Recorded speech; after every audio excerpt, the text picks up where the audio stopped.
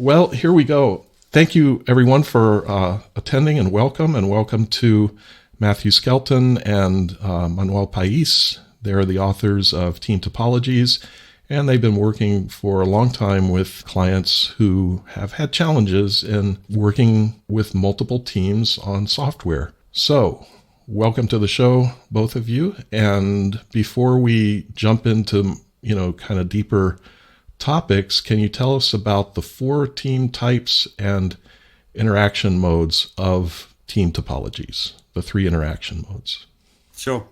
It's Matthew here. It's good to be here. Thanks for inviting us. So when Manuel and I were working with some of our customers over the years, one of the things that we found was that lots of people found some aspects of kind of software delivery quite challenging because the group of people that they were that they were working with, their team, if you like, or that group, it was kind of ambiguous to them, the purpose of that group or team.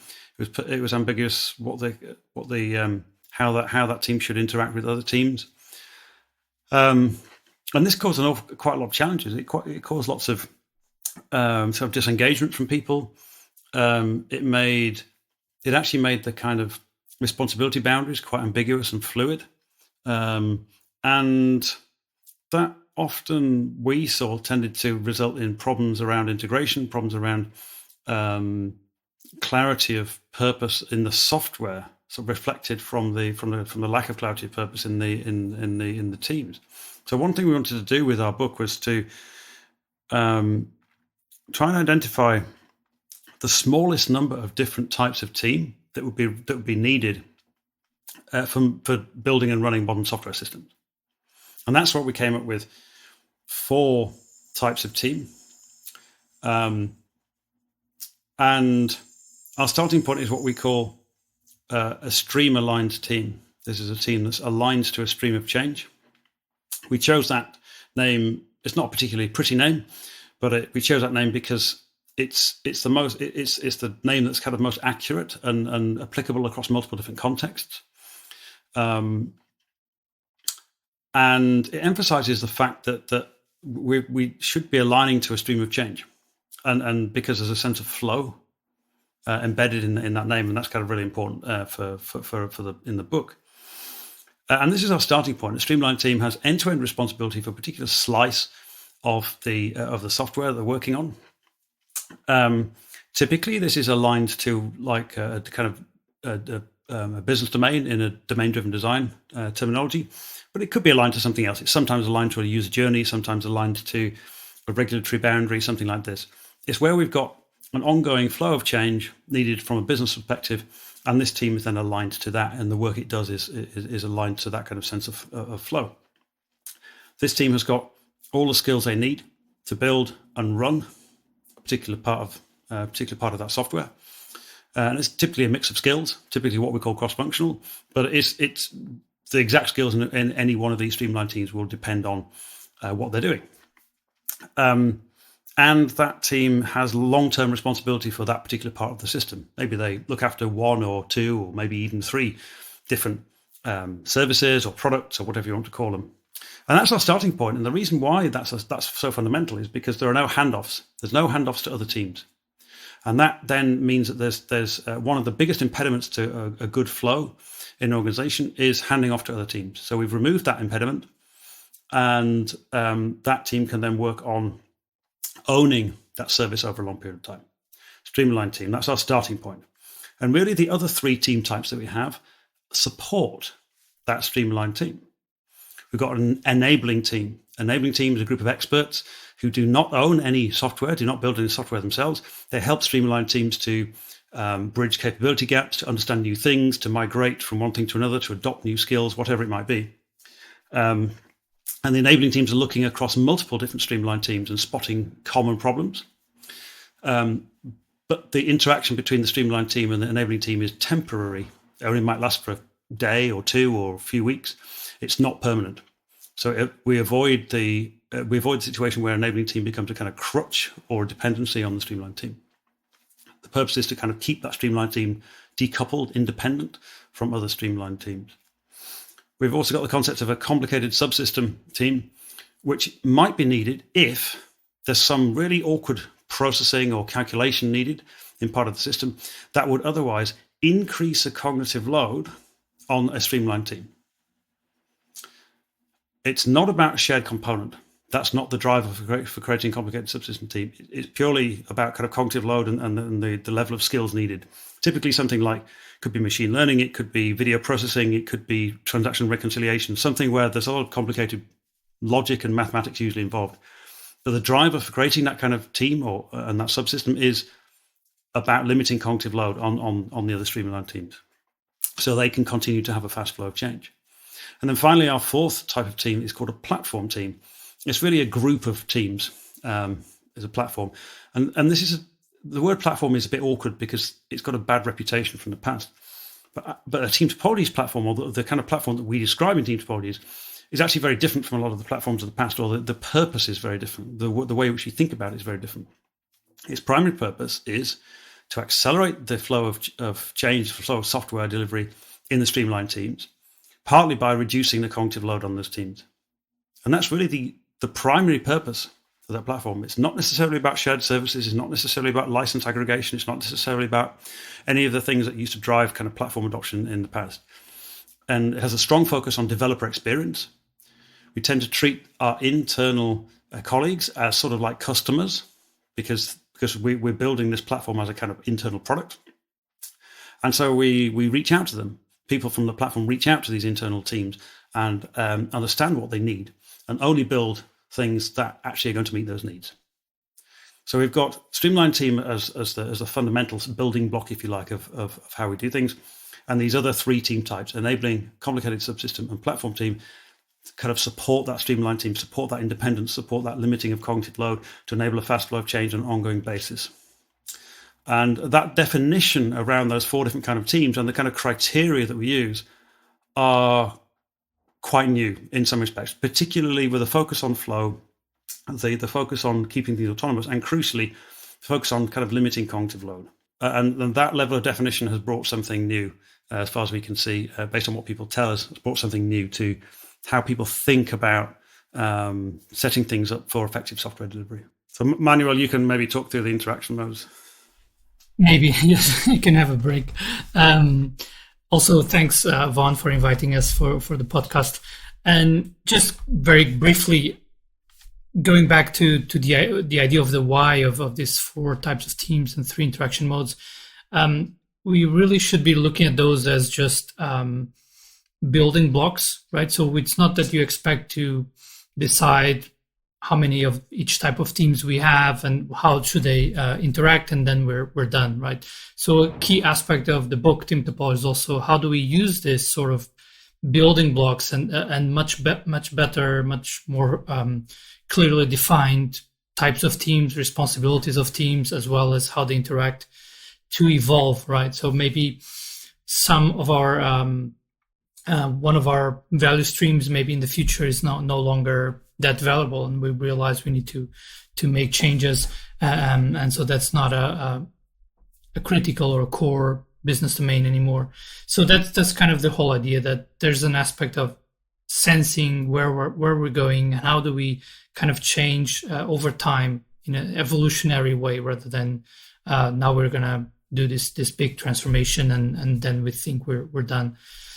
So specifically about the three interaction modes. So once we have more clarity on what type of teams we have, obviously still things, any kind of non-trivial software and delivery is going to require interactions between teams, right?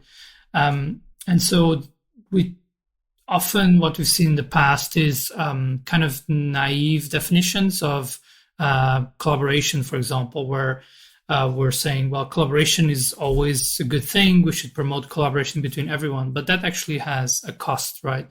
So we've kind of gave a more specific definition to collaboration. That's one of the interaction modes, and then there's also facilitating and acts as a service. So collaboration is we have two teams working together for a defined period of time, right? So this might be couple of weeks or even just a couple of days, with a very clear purpose. What are we trying to do here? We're trying to find, a solution for a problem that we have. So we have a kind of framing of what we expect to happen in this interaction. And obviously sometimes things can go wrong, or we didn't have enough time, or we should have done something else before this collaboration. And that's okay. That's, again, the kind of the sensing part, that we thought this was the right interaction, but it turns out we should have done something else. And then the second type of interaction is facilitating, where this is very typical for enabling teams, where they facilitate knowledge to the stream-aligned teams. But it could also happen between two stream-aligned teams if you have one that is more experienced in some domain, helping a more junior or less experienced team.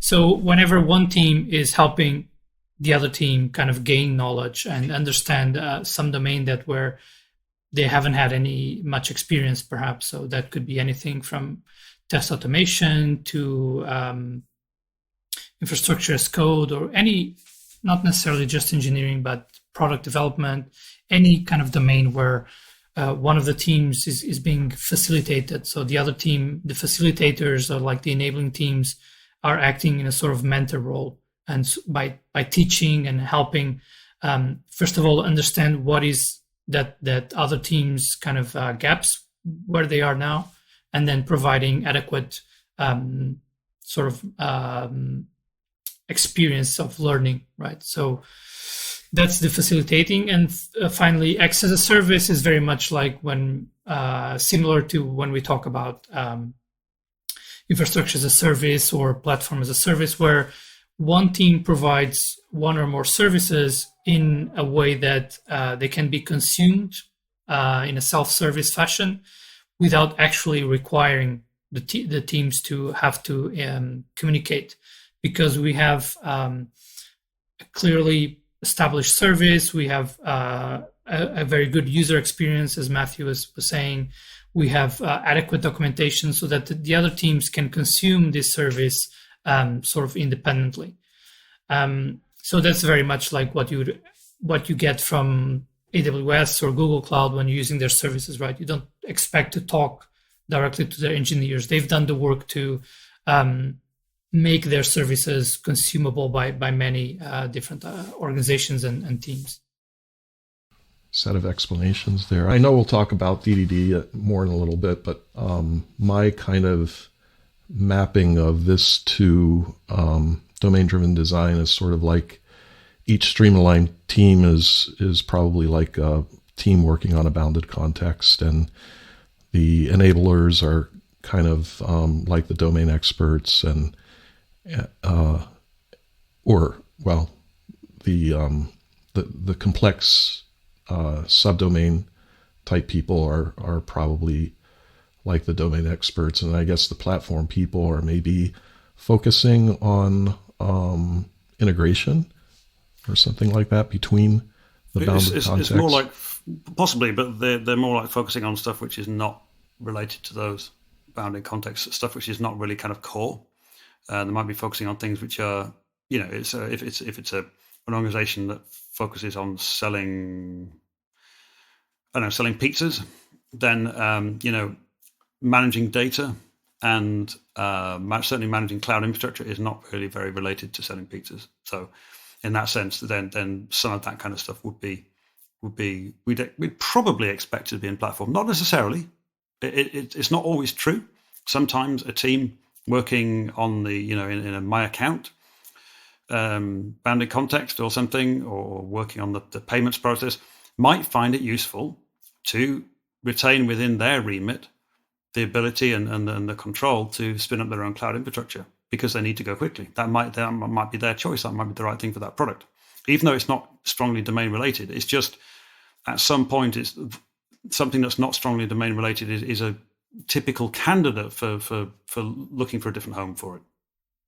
Yeah, there was quite an interesting article from Alberto Brandolini a few months ago, where he was sort of comparing context mapping and team topologies, and essentially there's obviously a lot of kind of similar ideas, and he was saying, well, domain-driven design comes more from the system perspective, obviously, and categorizing how do we break down system and categorizing different parts of systems, while team topologies comes from a team-centered perspective, right? So, but obviously, at some point, there is sort of a mapping to some extent where you'd expect, as Matthew was saying, streamlined teams are working on core subdomains and this sort of things that so.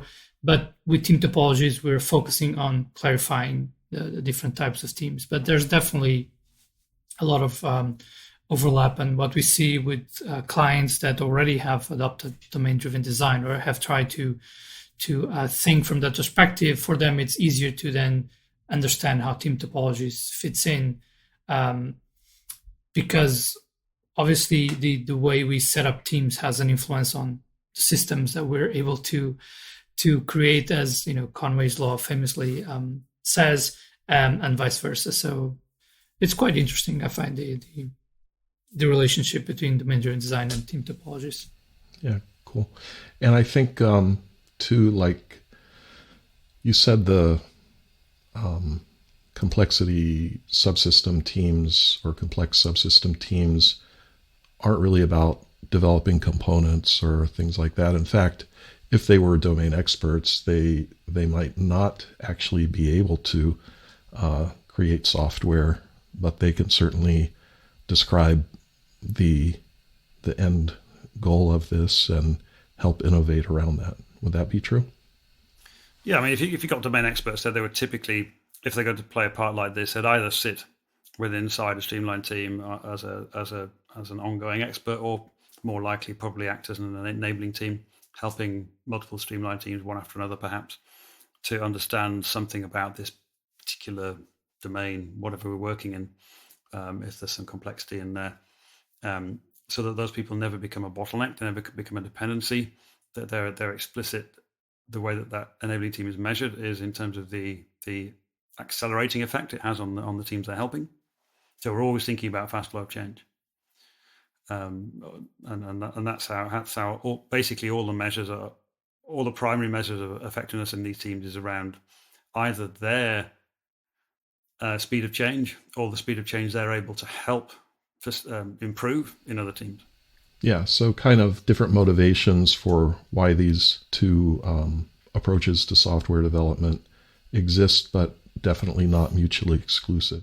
Well, yeah, exactly. I mean, one of the reasons that we recommended to start with domain-driven design, or the principles at least from domain-driven design when looking at different stream boundaries, is because in our experience, and this will ring true for you as well, I'm sure, a lot of the challenges in many organizations are down to the fact that many organizations really don't even understand how their business or organization really works. They don't have the clarity of thinking, clarity of awareness to understand the different things that come together and act as different kind of streams of change, different drivers. I can think of one particular organization out of several in Customers Vows, who very successful business, lots of big clients, but actually the people at the C-level don't really understand how the company makes money, because they don't have a clear business picture, if you like, a clear terminology, clear language for the different things that kind of come together to make that business work. And so therefore, guess what? The software is a one big monolith. It's all lumped together. There's no clarity, there's no clean separation, and it's very hard to go quickly on that stuff. And so finding techniques like DDD, which help to untangle business concepts effectively, then provide an opportunity to find nice streams of change that can then be aligned to these concepts, and therefore we can have a fast flow of change across multiple independent flows of change through the organization. It's quite interesting how the term monolith got very kind of technical connotation, as if it was just some lack of care in how the system was developed and from a technical perspective. And while that might be partially true, because there's a lot of pressure in terms of deadlines and moving forward, it's often what Matthew was saying. It's sort of a business monolith, actually, not just on the technical side. And then you see, and the unfortunate consequence of just thinking of this as a technical aspect is organizations that then decide, well, now we have microservices, for example, and that we're going to be much more flexible and able to go faster. And they didn't really pay attention to what Matthew was saying in terms of decoupling the business streams, understanding first and then decoupling what do we need to do to achieve that. So they end up with a new architecture of the system, but still the same coupling. And then you need to have sort of projects to coordinate, 10 different teams working on microservices to deploy one change for a certain user persona, for example. So that you haven't really achieved the decoupling that you were looking for, and that's unfortunate that we still see this monolith as just technical aspect when it's a lot more than that. Yeah, and well, our my new book with Tomasz Jaskula, he's we're focusing on it's not really the monolith. I think monolith in general got thrown under the bus, where there's nothing wrong with monolith. It's the tangle, big ball of mud mess that those often almost always fall into, but it's not like monolith can't be successful. And when you think of a well-modularized monolith versus microservice per entity, I think, well, I would hope the three of us would choose, maybe the monolith instead, but yeah, it's all about really the size, and again, we go back to the focus on teams. What can a team effectively work on in a sustainable way, where they can actually improve the speed while keeping the quality of this piece of software they work on? And how can that piece of software make sense mostly independently from other pieces? And that's where we think that should be sort of the unit we should be looking at, regardless if it's microservice or it's a mini monolith or whatever, or a macro service. It's really about what is the team can deal with given their cognitive capacity, right? And so that's definitely a guiding factor for or should be for design decisions around how do we split large systems. Is obviously the business streams, but also then how much can one team deal with, so that we don't go over their cognitive capacity and then start having all the issues of poor quality and lack of understanding of the software. And effectively, this becomes an architectural design principle, team-sized software. Other people have mentioned that stuff before in the past, but I think we were the first to really emphasize that as a first-class architectural design principle. Make sure the software does not exceed effectively the size of the team. If we want to go quickly, if you're happy to go really slowly, do other things. That's cool. But most organizations now are looking to go as quickly as they can with the software they're building, because otherwise their competitors are eating their market share. Yeah. Okay, so we've got a lot of background now. You saw this need and lack of insight and understanding around how teams should be formed and interact. And then what sort of gave you the idea that you should write a book about it? So back in 2013, I wrote a blog post exploring some ways in which groups that we talked about at the time could work together. Back in 2013, we were talking about dev and ops, development operations. These days, that word DevOps means something different, but back then it meant the way in which these two groups at the time might interact. And kind of came up with some Venn diagrams, overlapping responsibilities and that kind of thing. And we put together a site, Manuel. We did some work with some customers back then, quite a few different organizations around the world, and put together a website which became known as Devops Topologies, exploring different trade-offs effectively between different models. Some clearly bad, some that could work well in different contexts. And this website at Devops Topologies became quite well known and quite well used. So Netflix, for example, used this publicly. They thanked us for putting it together. It's all kind of open source, Creative Commons, and other companies like Condé Nast International used it to help them think about their teams.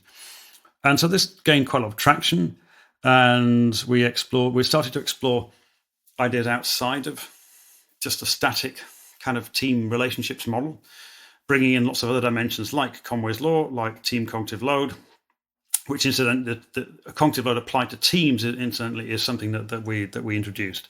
There was almost nothing in the industry before we framed, certainly in terms of software development, before we framed it like that.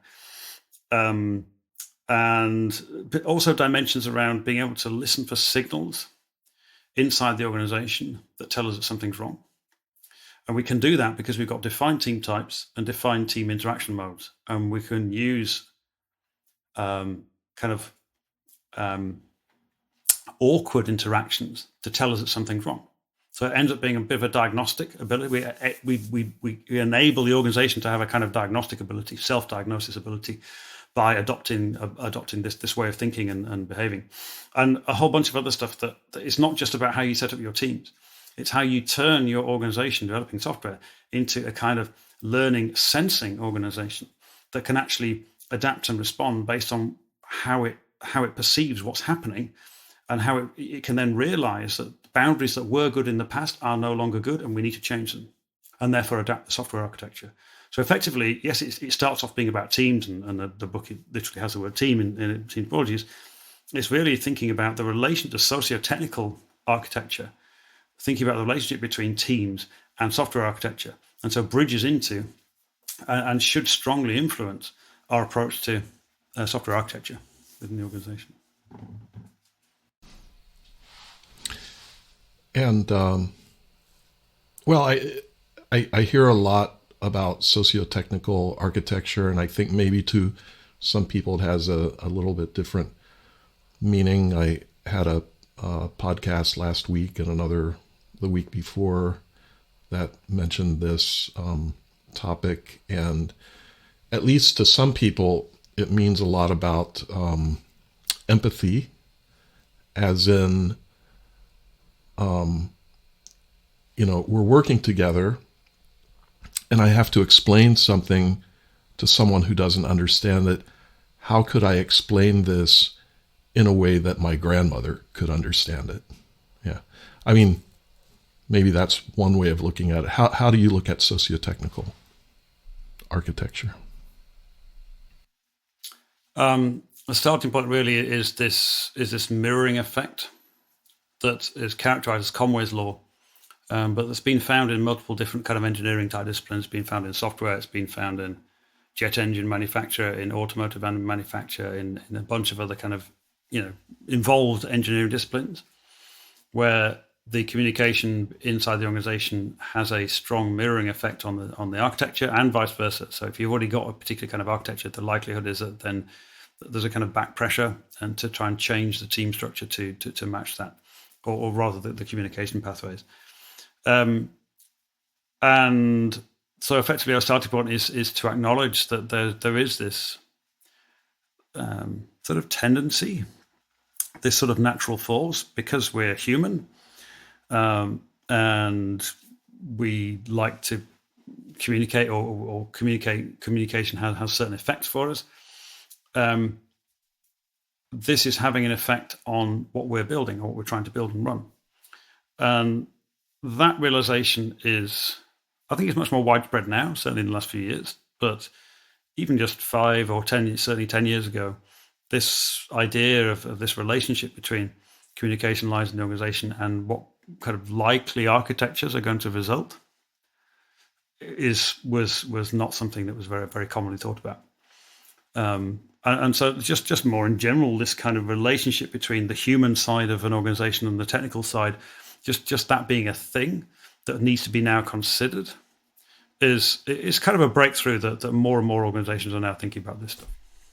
And I think what you were saying was quite interesting, Vaughn, about sort of empathy between teams and between different people working on the same socio-technical system. I think once the organization or people in the organization really start looking at it as a socio-technical system, and this influence between the structures and communication lines and systems, then I think that leads to, as a sort of consequence, that people are more aware of the need for empathy. They're more aware of not blaming others and actually understanding, why this other part of the system failed. And actually, there might be we're not disconnected, right? It's not that someone or some other team is working on some part of the system that's totally isolated. So understanding what are the relationships between these different parts of the socio-technical system. And I think it just sort of naturally leads people to think more obviously in terms of systems, in terms of the relationship between teams as well, and therefore be more open to recognize mistakes, not putting blame on others, and having more empathy for those who maybe don't know as much about our part of the system.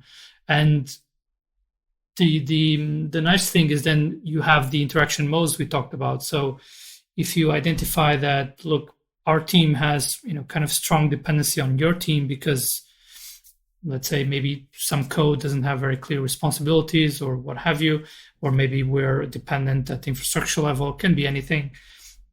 We now know that we could have this collaboration with a defined purpose. We want to find ways to clarify our responsibilities of the different teams and have more decoupling between the two teams. So we're going to have this interaction, this collaboration. Maybe it might take a couple of weeks or a few months where we meet on a regular basis, but we have a way to reason about what we need to do to improve the overall system, actually, and also the lives of the different teams and team members. So I think that's really powerful, that once we have more awareness of social technical system, this leads to, I think, better, more interesting behaviors that end up making our lives more interesting or better in the workplace as well, hopefully. Yeah. And I would say too, like in my experience, I've taught, I don't even know how many thousands of people, and most of them software developers, although more often now, business stakeholders, I guess you would say, or whoever would be the domain expert, which is good.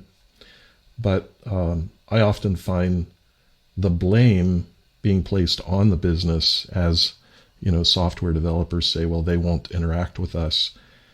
And yet, in this virtual kind of world that we live in now, I mean, sometimes it's hard to get developers to turn their camera on and answer a question during a workshop, and when I see that, or the lack of interaction, I just think, it's understandable why business people don't want to work with them. And then there's the other extreme where it's like, okay, we use an applicable functor in this case, and and the business expert is like, can we just talk about renewable energy in a manufacturing environment, and so there is interaction, but complete lack of empathy, in both of those circumstances, actually.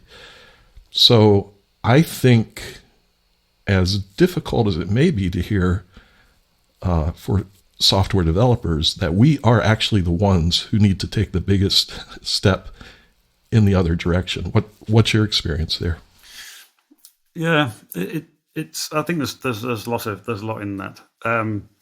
Effectively, what we've done, if you look at it through one particular lens, what we've ended up doing with Team Topologies, so some of the patterns in the book, and also a lot of the templates and Creative Commons sort of open source stuff that we've got online on our GitHub repository and other places. What we've effectively done is to provide some kind of sort of behavior templates or interaction guides, if you like. Maybe almost like a playbook, if you take all of these different tools together, playbook for how teams can think about approaching other teams in the organization and think about interactions, think about that communication, make that communication more kind of valuable, more directed, more purposeful. And yeah, so if you squint at it from that perspective, then that's effectively what we've ended up doing. We don't really talk about it in those terms, but to be honest, it does help with that kind of, perhaps slightly formulaic way of interacting, communicating. But hey, better to have slightly formulaic communication than none at all, right? It does seem to help. This is what organizations tell us, and this is what organizations write about when they're talking about using the Team Topologies patterns. Is the language has helped, the different team types and interaction modes have really helped. Have helped us have better conversations, helped us plan our roadmaps, all sorts of things like this. Yeah, so you're really purposely setting a goal for people to reach, where you're saying, okay, you wanted this, here it is, now you have to achieve this, right? And then that becomes a very sort of goal-oriented behavior that they need to perform, maybe? Yeah, it's got oriented in the sense of it being kind of more purposeful. We're thinking about the purpose. We're thinking about the purpose of our team in terms of the domains or boundary contexts. We're thinking about the purpose of a team in terms of who we're interacting with this week, which other teams we're interacting with, and why. So yes, there's a lot more. We're definitely making it more kind of goal-oriented in the sense of it being more directed and purposeful and almost mindful, I guess, as we're working as a team. It's almost sometimes like. I think obviously there are many dynamics at play here in terms of how business in the past has kind of tried to push the software development, but like you said, and correctly as well, not enough openness from software developers to actually listen and have deeper conversations with business.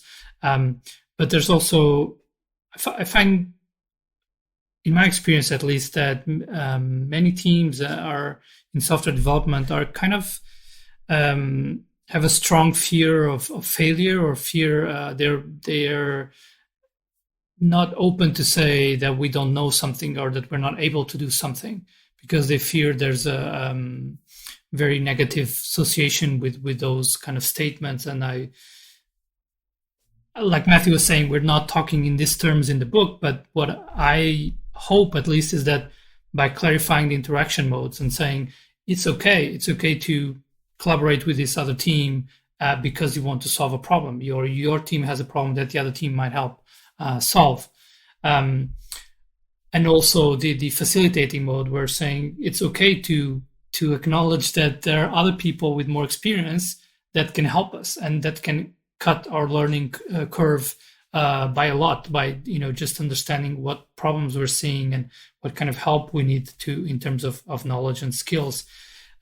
So I find these are sort of, in my experience, we're sort of kind of almost taboo, right? To talk about that you don't know something as a software developer, because there's this kind of unrealistic expectation that people just learn almost by magic, or because they don't sleep and they spend all their time learning about new tools and techniques. And so we need to have inside the organization, if we want those kind of learning and sensing organizations, the idea that we need to learn inside, and that's only going to happen when people are more open to ask for help and to ask for collaboration, and that's accepted as a normal part of the work in the organization evolution.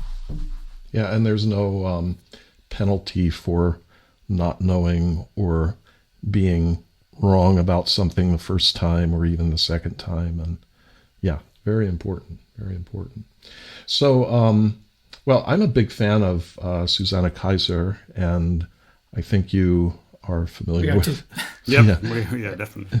And she even told me, I think that she's authoring a book in my series, and maybe not too many people know about that, even though I've spent, enough occasions hinting about it, and even with her present. So I think she's quite excited about it. And I think she's even going to do some teaching in your organization. What is the name of your kind of video training? We have a Team Topologies Academy, where one of the goals is actually to yes, we started with the Team Topologies and going a bit more in depth into some of the areas we talk about in the book because we were limited in length of the book.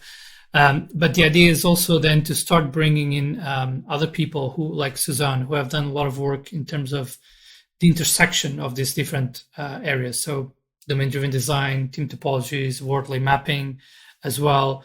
And I've said this a couple of times on Twitter, and I mean it. I think the work of people like her and others like Nick Tune, for example, where they might not be, or she will become a book author, but they're connecting the dots, right? So bringing together, because team topologies by itself will not solve all the challenges. Domain-driven design by itself probably will not solve all the problems. So bridging together these different domains and how does this help address the challenges of organizations today more broadly. And so for our Team Topologies Academy, that's also one of our goals to bring people who talk about the overlap, not just team topologies, but the overlap with other domains and how do we combine them for better results. So definitely we would love to have Suzanne in the Academy at some point.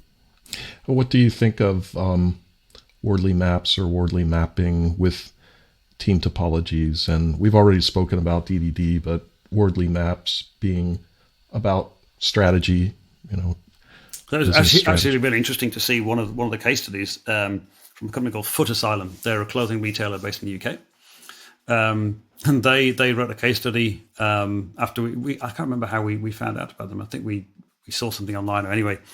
So they wrote a case study about what they'd been doing, and they themselves had used wordly maps and team topologies to work out what things they should build, what things they should definitely not build, what things they should build for now, and then quite soon expect to consume as a service from somewhere else. So that was kind of amazing to see. That was pretty early on, not long after the book was published. And then we saw Susanna Kaiser's stuff combining domain-driven design, team topologies, and wordly maps together. And so there you've got the kind of strategic aspects of thinking about, hey, what should we build? So all the domain-driven design stuff about, core, supporting, and generic, and thinking, well, actually, where are we going to invest time and effort? Where do we need to be focusing? What should we expect to? Okay, we've built this already, but actually, should we continue to invest in this? Because actually, there's a version out there provided by whichever cloud provider it is, or some other SaaS product, and it speaks to the need to have quite a potentially radically different approach to IT and software inside the organization. We're always challenging ourselves and thinking, what is our core mission? What should be core? What should we really be focusing on? What do we need to let go of? What do we need to? What can we accept as a kind of bolt on from the side, like a billing system or something like this, perhaps? And it speaks to the role of teams, because in team topology we're talking about, well, what's the stream to which your streamlined team is aligned? What's your core mission effectively?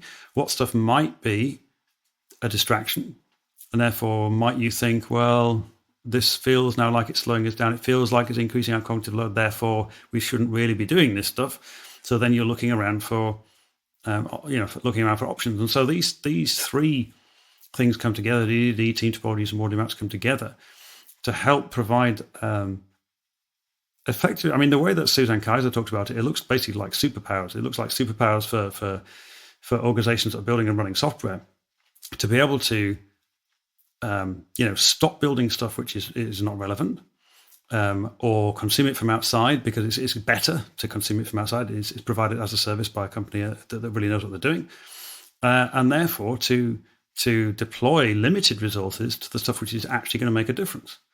And that's kind of magic powers, really. I mean, that's a superb combination. It's not necessarily easy to do, because some of these techniques are unfamiliar to lots of people, but it turns out to be to look like a very powerful combination for organizations that want to make want to differentiate.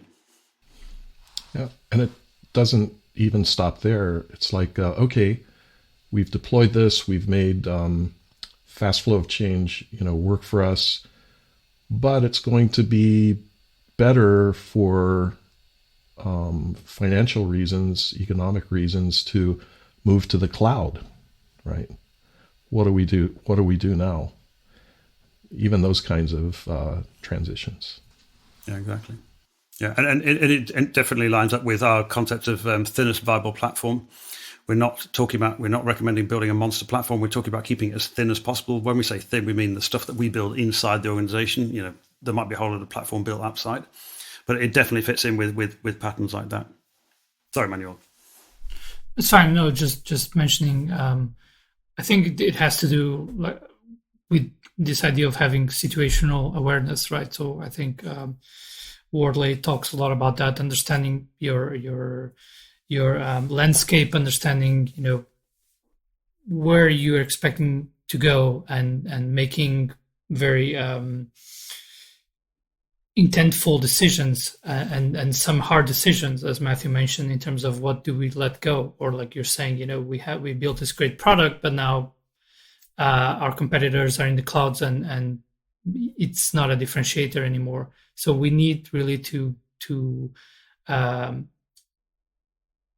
be able to make those hard decisions, but then having this framing with maps and team topologies and domain-driven design helps make that hopefully at least more intentional, with a better kind of situational awareness. What's happening and why are we making this decision versus, too late, too little, too late, where we realize we've,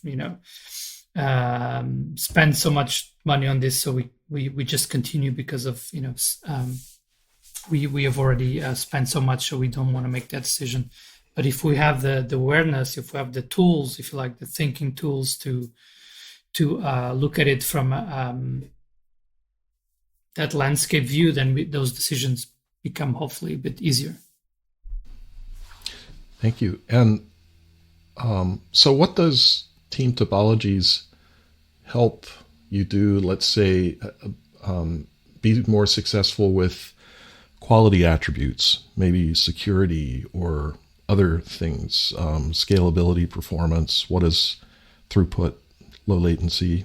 This is a great question. This is a great question. And just after we'd written the book, I wouldn't have been able to answer that question. But being on this, it's now what we're on now. It's nearly 2 years since the book was published. It was published 19th of September, was it? End of 2019. So it's almost 2 years. Now we've done a whole bunch of work with lots of organizations. I've been doing a bit of work recently around security, application security. And there's a great book called Secure by Design, which I'm sure you probably know about, by all the Dans, including so Daniel Terhorst-North wrote the foreword, and then the three authors are all called Dan or Daniel. Anyway, it's a great book, and it's actually the first book in a while where I was so excited about reading code, because the way they were describing it about applying domain-driven design to help improve security made so much sense. I mean, I actually recognized some techniques that I'd used way back in like the early 2000s, writing Delphi 5 code. It wasn't called that stuff then, but anyway, I was like, I remember thinking on those lines. And it was a real light bulb moment for me, thinking in those terms, that increased clarity of purpose can help with things like security, because we don't have terminology. We no longer have terminology that is conflicting. We've separated out conflicting terminology. We've got kind of that bounded context, or whatever you want to call it. We've found those aspects of the business domain which actually need to be represented separately and split them out, and therefore we don't have a kind of grey area for security problems to arise. And that was a huge light bulb moment for me. So of course, okay, that's mostly DDD doing that work. But if we're bringing in kind of DDD principles as part of using Team Topologies, then that can help. But one thing that I was very pleased to realize with some work with a large telecoms company in North America that we've been doing for the last 15 months, was the relationship between decoupling and reliability. So we're decoupling software and teams to keep things loosely coupled, because that's good architecture, organizational architecture and software architecture. So we're doing some kind of decoupling there. But by by decoupling the application at the software level, we can take the opportunity, it's not guaranteed, but we take the opportunity to put in things that help reliability as well. So we're reducing the blast radius of problems. We're putting in things like bulkheads and sensible retry mechanisms, things like this. So by doing decoupling in a sensible way, we can also increase the reliability of different parts of the system. And so that was a realization for me that actually, if we apply Team Topologies principles with our eyes open, with an awareness of things like reliability, security, and so on, then we can actually help improve some of these quality attributes as well in the code at the same time. It's not direct influence of Team Topologies, but we can take the opportunity as part of an activity around kind of decoupling and thinking about flows of change and things to put these other things in place too. And that was I was so pleased to see that happening with this telecoms company. And I think another way in which Team Topologies helps is the kind of flexibility that it provides. For example, we were saying earlier, we're not talking about platforms in kind of the old way where, well, we centralized all these functions in the platform. And so the other teams, let's say the Streamline teams or delivery teams, don't even think about it. Don't even think about the latency of that platform service, or they don't think about performance because it's someone else's responsibility, right? But with Team Topologies, and we have another case study which is quite interesting from a company called Uswitch in the UK, where you can actually say, well, the Streamline team is the one that's responsible for latency, performance, security, reliability. Because they have that end-to-end ownership of a given business service or domain. So they're responsible, but they can use the platform to help them. And so in that industry example from Uswitch was quite interesting because they started mostly with autonomous teams. And at some point they introduced an infrastructure platform. And the adoption of this platform was, first of all, was not mandated on teams. They only used it if they wanted. And so that forced that's aligned with the idea in Team Topologies. That forced actually the platform team to demonstrate the reliability, the performance aspects of their own services to sort of convince and to get more traction from the Streamline teams. Because some of these teams had done quite a really good job in terms of, making sure that they responded to problems of availability, performance in an effective way. And so they only adopted the platform version, if you like, once they had sort of proof and they could see that the platform was up to the challenge, right? They had that they had addressed before. And by doing that, then they shifted part of their cognitive load into the platform, and now they could focus more on business aspects. So it's always sort of this balancing approach between, if we have too much cognitive load, we have too many things to worry about, then we'll likely reduce the speed of delivering customer value, right? We might be making a lot of changes, making a lot of infrastructure changes, but we're not actually going faster in terms of delivering value to the business and customers. And so we might want to offload some of that cognitive load in a sensible manner to the platform, but we don't have to if the platform is not up to par, right? So that's where I find Team Topology is quite useful. It gives us this flexibility in different situations, depending, what you're trying to achieve. You might have the responsibilities kind of moving or changing teams, and it's not like a static model that you say the platform team is the owner of the security or is the owner of any other kind of quality attribute. Great. Okay, so maybe since you said, just shortly after the book was published that you gained some additional insights, I'm guessing that some of those things you wish you had put in the book, or maybe there are others. Can you mention any of those? We had to leave out 30,000 words because we basically, there's a limit on the size of a book. So we got a whole lot of stuff that we didn't include.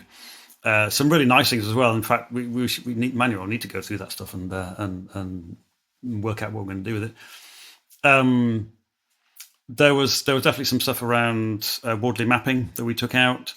There were some things around sort of organizational enablers, things like communities of practice, internal tech conferences, these kind of osmosis or diffusion learning opportunities. We didn't really have enough time to really talk about those in as much detail as we wanted.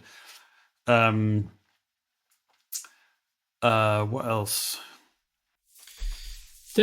Besides all that was kind of left out of the book for publishing reasons, then there's also this new insights we've gained through mostly consulting or hearing about other organizations' experience with Team Topologies.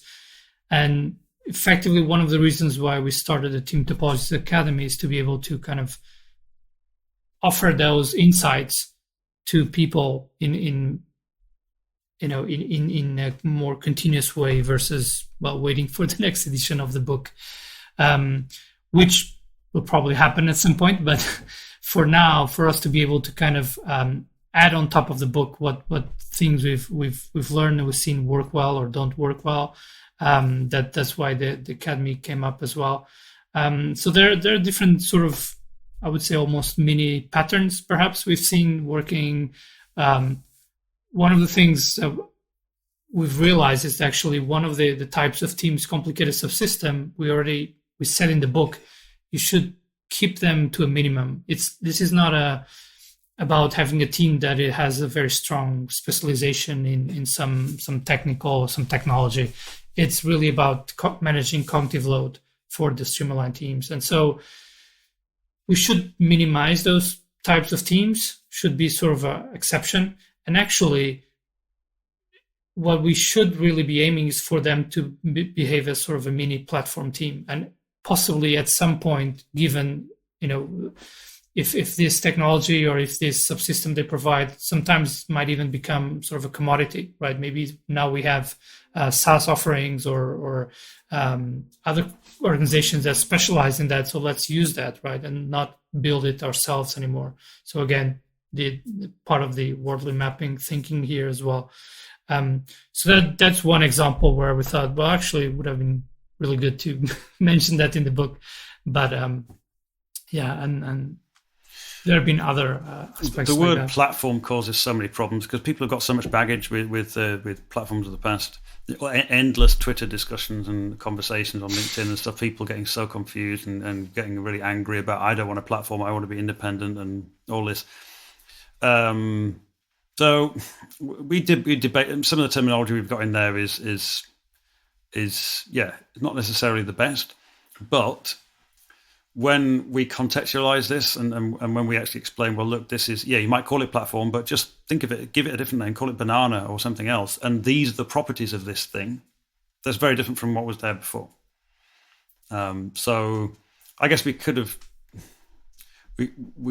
maybe found some different words, or we could have emphasized some things a bit more, particularly around platform. One of the biggest challenges at adopting Team Topologies that we've seen is in this platform, because traditionally people who worked in that kind of space, particularly data or infrastructure or those kind of things, there's very little product management in that space. There's very little kind of agile techniques in that space, and there's a huge gap in kind of skills and awareness in that kind of space. But it's a gap, but it's a big opportunity for people with those kind of skills to make a massive difference inside organizations that end up building something like an internal platform, to be able to make a big difference.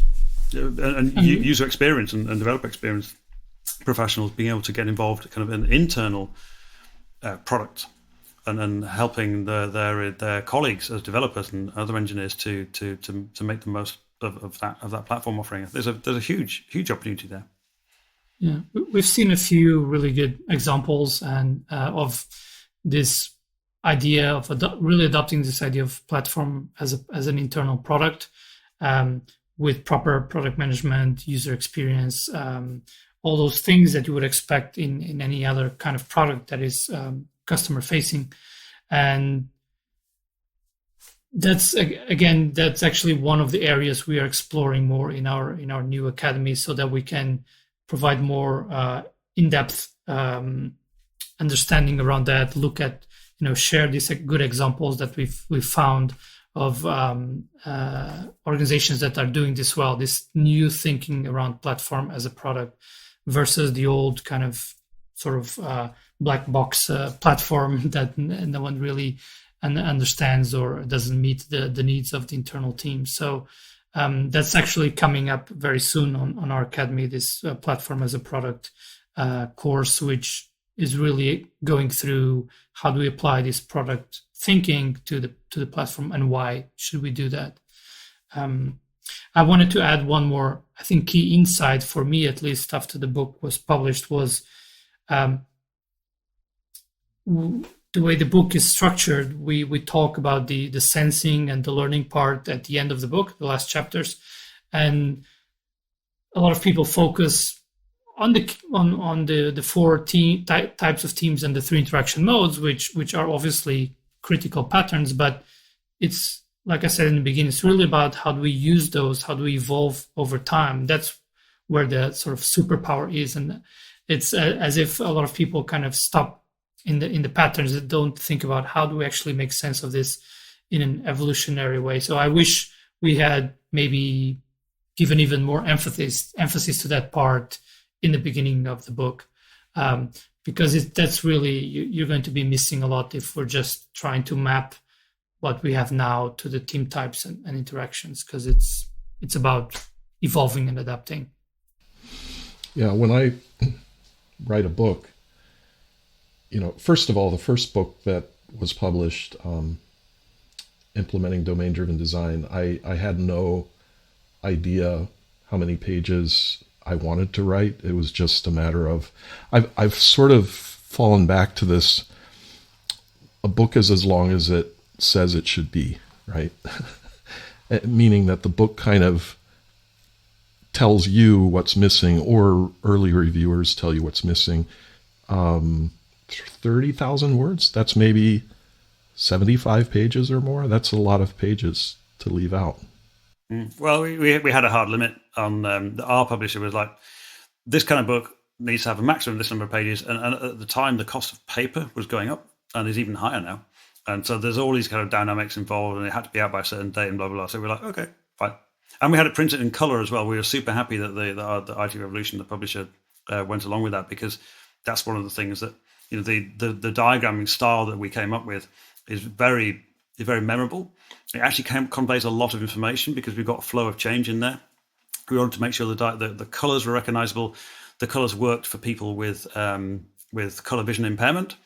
They worked if they were in black and white. We did a lot of work on the diagrams because they convey an awful lot of information. And so we were super happy that we're happy to get 30,000 words so that we could have color and then we could get it out in time. So yeah, it was, I'm actually dealing with that trade-off right now, because print will be black and white, and that's the only way my publisher can make that work. But the ebook, and they have a great ebook print bundle, right? So you want to see the color, just look at the ebook. But anyway, yes, I agree. It would be so nice to have 4-color in a print book. To be fair with publisher and the editors at IT Revolution, they were really great. So there was economic aspect of the length of the book, but I think it also forced us to kind of really condense and distill some of the ideas and really make hard decisions. It's just like we're talking about before, make hard decisions about what we need to let go. This is not core.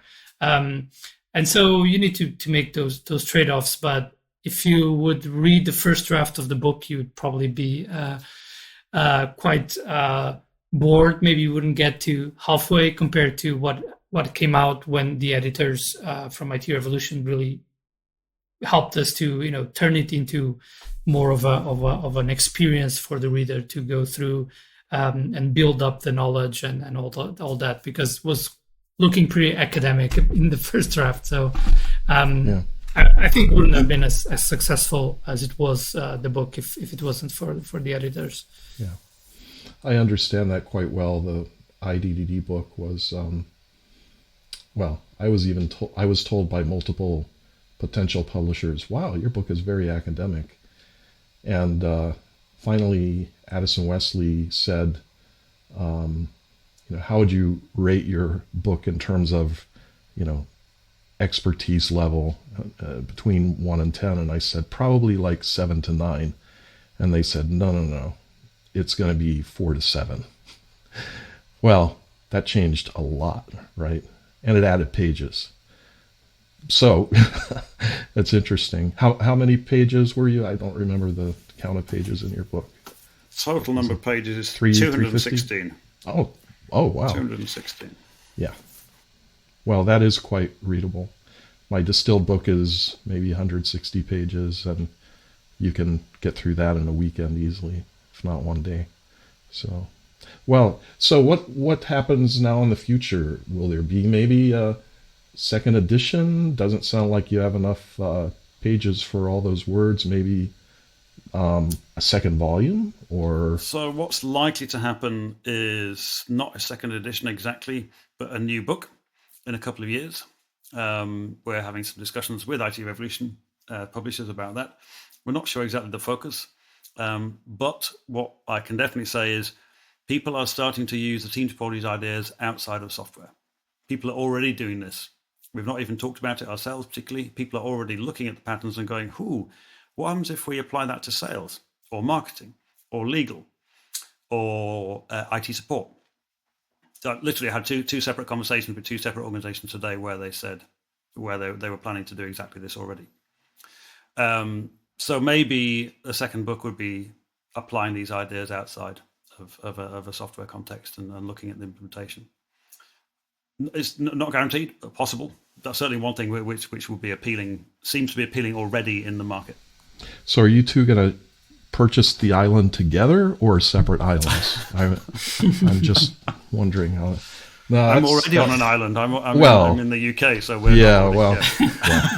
But I'm thinking more like Anyway, Simon Brown's really on an island. Yeah. I asked recently in another interview. So when you and Simon get together, does he surf to London or do you surf to Jersey? Anyway, well, gentlemen, thank you very much. It's been very nice talking with you. I don't know if I'm interrupting. Maybe some last words you would like to say. We've been a bit more than an hour, so some people want to listen to this on, 1.5 or 2 times speed. But any wrapping up words? So we've been very pleased with the reception of Team Topologies. We've been super pleased with the way in which lots of organizations have been sharing their experience using it. That's been really important for us. And we're always looking for new, case studies and people sharing details about how, challenges as well as successes. So, if you hear this and you've been using Team Topologies, please get in touch. We'd love to find some interesting case studies to put on our website. And Manuel, you talk about the Academy. Yeah, well, I just wanted to say, should mention the website teamtopologies.com is really the reference to find what's new. People sometimes want to hear about new case studies, and that's where we're publishing them on teamtopologies.com. And obviously there's the book and there's the Academy for kind of more in-depth learning, but we also have a lot of free resources on teamtopologies.com. So it's just the reference if you want to learn more, or if you want to get started. We have also some cool infographics that make it easy to share more broadly with people who are not familiar with Team Topologies. So it was really, for us, is really about getting the ideas and helping teams to, get to a better place, and organizations, obviously. So in whatever way that knowledge is can be consumed, that we're happy to promote that. Well, thank you both. It's been very nice to speak with you for this time, and you've shared a lot with us, much more to think about and look forward to in the future. So wish you all the best. And hopefully we can take up this conversation again after more work is done. Thank you, Ron.